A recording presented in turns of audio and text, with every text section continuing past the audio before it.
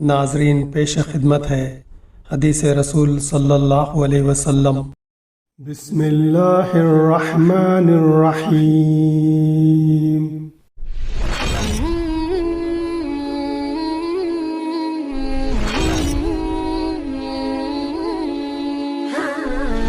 باب رسول اللہ صلی اللہ علیہ وسلم کا یہ فرمانا کہ دین سچے دل سے اللہ کی فرما برداری اور اس کے رسول اور مسلمان حاکموں اور تمام مسلمانوں کی خیر خواہی کا نام ہے۔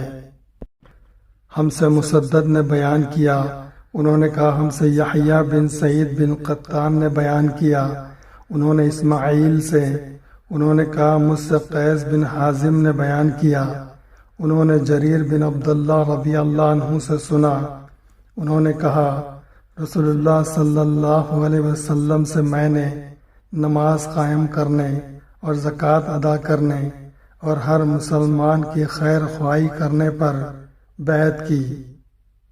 صحیح بخاری کتاب الایمان، حدیث نمبر 57۔